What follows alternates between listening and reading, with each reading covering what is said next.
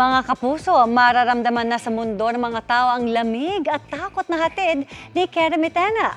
Bukod sa nagbabadyang digmaan sa Encantadia, dapat ding abangan kung ano ang kahantungan ng di pagkakaunawaan ng magkapatid na Gaya at Sangretera. Makichika kay Nelson Canlas.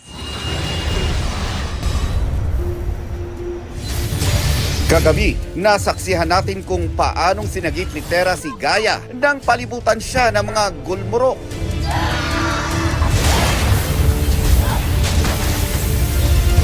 Nagpasalamat man, tila may hinanakit si Gaya dahil hindi alam ni Tera kung sino siya at ano ang pinagdaanan niya.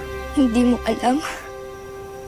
Wala nagsabi sa'yo kung sino ako at bakit ko kailangan mamatay.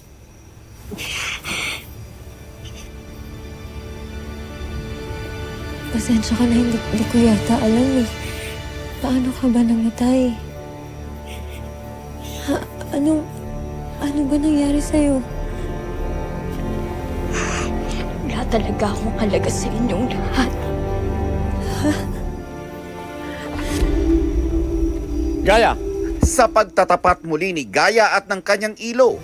Ilo, maaari mo ba akong tulungan para humanap ng lunas? Lunas? Para saan? Ibig kong mabuhay na muli. Para pag mabuhay ako muli, maaari akong tanggapin at mahalin muli ng aking adat kapatid.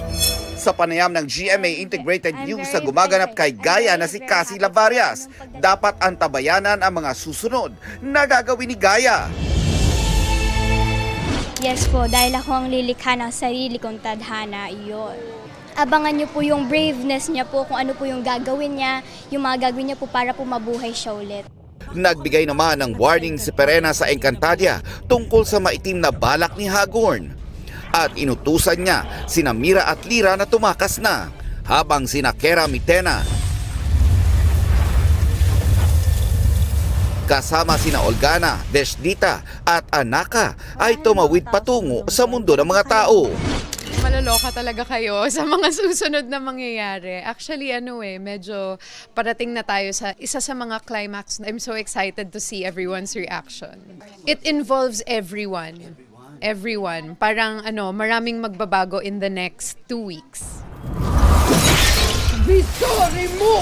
Ayon kay Rian, mas madali na para sa kanya ngayon ang gampanan ang kontrabida role sa Encantadia Chronicles Sangre.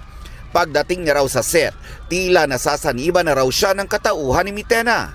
Kaya mula costume hanggang sa ugali, ready to roll na sa camera. At saka syempre yung lahat ng galit, 'di ba? Pero sa totoo lang, hindi na siya gaano kahirap for me. Parang kilala ko na kasi talaga yung character ko. And I feel at home sa set namin. They're my family already, ang tagal na naming nagsama. Nakarating na kay Imaw na dumating na sina Mitena sa mundo ng mga tao. Ngunit hindi nila makikita ang hinahanap nilang sina Javier at Mona. Lalansihin naman ni Hagorn si Pirena tungkol sa pagkakahuli ni Mira at Lira. Kakagat kaya si Pirena sa patibong ng masamang hari?